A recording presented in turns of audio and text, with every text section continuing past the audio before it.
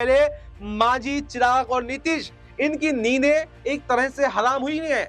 इनको ये समझ में नहीं आ रहा कि आखिर करें तो करें क्या। जायजें जताई जा रही हैं। मुस्लिम समाज अभी भी उनके साथ में एक उम्मीद जता रहा है कि अगर नीतीश नायडू और चिराग जो है एक साथ पलटी मार दें तो अपने दागों को धो सकते हैं और मुस्लिम समाज जो है उनको माफ कर देगा और एक बार फिर से अपना समर्थन उनको देता हुआ दिखाई दे। क्या वक्फ बिल अब बीजेपी के भी गले की फांस बन गया है? जहां एक तरफ एनडीए के सहयोगी दलों में इस्तीफों की झड़ी लगी हुई है, तो वहीं पर कुछ बीजेपी के नेता भी अब बीजेपी से नाराज दिखाई दे रहे हैं। क्योंकि ये पहले भी देखा गया था कि जब one nation one election bill आया था तो यहाँ पर बीजेपी के खुद बड़े बड़े नेता लोकसभा में उपस्थित नहीं रहे थे और इस बार भी वक्फ के मुद्दे पर अब बीजेपी देखा जा रहा है कि चौतरफा गिर गई है। क्योंकि नीतीश नायडू कभी भी यहाँ पर पलटी मार सकते हैं और नीतीश नायडू पलटी मारते हैं तो मोदी सरकार गिरती हुई दिखाई देगी। जी हाँ, नमस्कार, नेक्स्ट 9 न्यूज पर आपका बहुत बहुत स्वागत है और मैं हूं आपके साथ वफा अब्बास। वक्फ बिल पहले 2 अप्रैल को लोकसभा में पास हुआ और उसके बाद में 3 अप्रैल को राज्यसभा से भी पास हो गया और 5 अप्रैल को राष्ट्रपति की भी फाइनल मोहर इस पर लग गई और अब ये बिल नहीं रहा बल्कि कानून बन चुका है।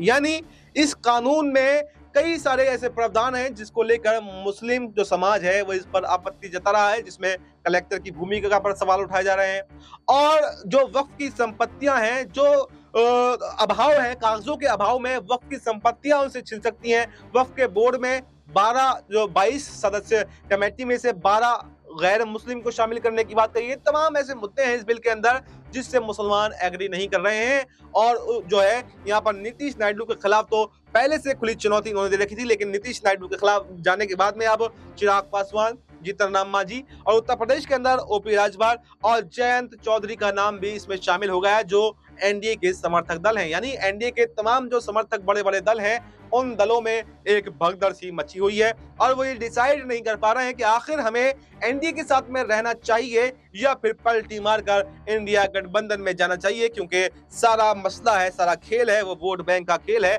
और मुस्लिम वोट बैंक एनडीए के तमाम सहयोगी दल को जो मैंने आपको नाम बताए उनको मिलता रहा है और मुस्लिम समाज की नाराजगी भी तो यही है कि भैया हम आपको वोट देते आए हैं, आपका सहयोग करते आए हैं, जब आपको जरूरत पड़ी हम आपके साथ में खड़े रहे, अब हमें आपकी जरूरत है तो फिर आप हमारा साथ क्यों नहीं कर रहे? और अगर आप हमारा साथ नहीं करेंगे तो जब हमारे वोट देने की बारी आएगी तो फिर हम भी आपको अलविदा कह देंगे, आपका साथ नहीं देंगे। और इस साल के अंत में बिहार में चुनाव है, तो बिहार चुनाव से पहले मांझी, चिराग और नीतीश, इनकी नींदें एक तरह से हराम हुई हैं। इनको ये समझ में नहीं आ रहा कि आखिर करें तो करें क्या, जाए तो जाए कहां। खुद चिराग पासवान मीडिया के सामने अपनी सफाई देते हुए दिखाई दिए। उन्होंने कहा कि इस बिल में कुछ भी गलत नहीं है, मुस्लिम भाइयों को भ्रमित किया जा रहा है और अगर जरूरत पड़ी, अगर कुछ भी ऐसा लगा कि मुसलमानों के साथ में अन्याय हुआ है तो मैं मुसलमानों के साथ में खड़ा हुआ दिखाई दूंगा। क्योंकि मेरे खुद पिताजी ने मुसलमानों के लिए, पिछड़े दलितों के लिए अपनी जिंदगी कुर्बान कर दी और मैं भी अपने पिताजी के रास्ते पर चल रहा हूं। मेरे हिसाब से वक्फ बिल में कुछ गलत नहीं है और अगर गलत हुआ, गलत कुछ पाया गया तो मैं मुसलमानों के साथ में खड़ा रहूंगा। और नीतीश कुमार में तो एक के बाद एक इस्तीफों की झड़ी लगी हुई है। 5 से ज्यादा नेताओं ने इस्तीफा दे दिया है और 20 से ज्यादा पद अधिकारियों ने इस्तीफा दे दिया। यानी कि जेडीयू में 2 फाड़ की स्थिति सी बनी हुई है। अब सवाल यह है कि क्या नीतीश कुमार चुनाव से पहले पलटी मार सकते हैं और अपने इन दागों को धो सकते हैं जो वक्फ बिल का दाग एक नीतीश कुमार के चरित्र पर लग गया है? क्योंकि पिछले साल जब लोकसभा में वक्फ का बिल आया था तो वक्फ के बिल पर जेडीयू ने विरोध किया था, उसमें संशोधनों की मांग की थी, लेकिन वो संशोधन बीजेपी ने नहीं किए। उसके बावजूद भी इस बिल का समर्थन लोकसभा के अंदर कर दिया। तो क्या नीतीश कुमार के हाथ में अब कुछ नहीं रहा है? क्या जेडीयू की जो बागडोर है वो अब लल्लन सिंह संभाल रहे हैं? क्या लल्लन सिंह बीजेपी के कंट्रोल में है?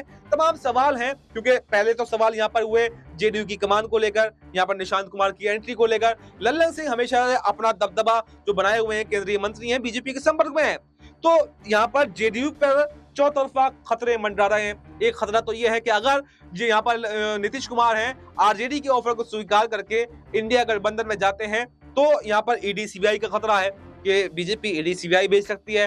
दूसरा खतरा यह है सबसे बड़ा खतरा यह है कि लल्लन सिंह अगर वो इंडिया गठबंधन में जाते हैं तो दो फाड़ जेडीयू में कर सकते हैं, और अगर जेडीयू में दो फाड़ होगी तो नीतीश कुमार का राजनीतिक भविष्य समाप्त हो जाएगा।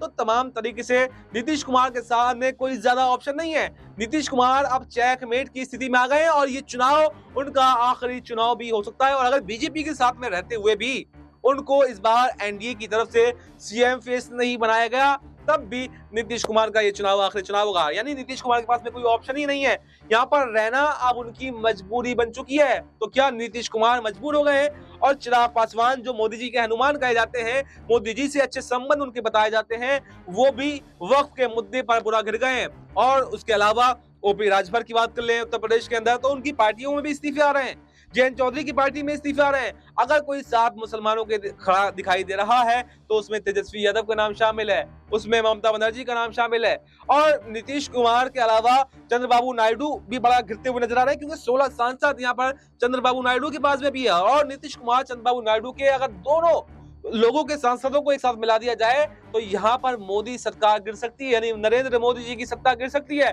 तो अब सवाल यही है कि क्या यहाँ पर बड़ा उलटफेर होकर क्या केंद्र की सत्ता गिर जाएगी? क्या नीतीश, नायडू और चिराग पासवान बड़ा झटका यहाँ पर मोदी शाह को देंगे, या वक्फ के मुद्दे पर मुसलमानों का वोट बैंक लेकर खाली उनको लूटने का काम करेंगे?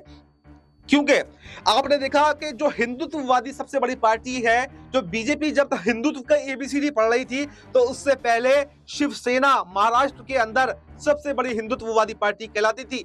और वही शिवसेना यानी कि जो उद्धव ठाकरे हैं वो वक्फ बिल का समर्थन कर रहे हैं, और जबकि जो नीतीश कुमार, चंद्रबाबू नायडू मुसलमानों के हितैषी कहलाते थे, वो वक्फ बिल का विरोध कर रहे हैं। तो आप ये समझ सकते हैं कि राजनीति का स्तर कितना गिर चुका है, और पूरा जो कंट्रोल है, पूरा जो मेक ओवर है, वो बीजेपी यहाँ पर किस तरह से कर रही है।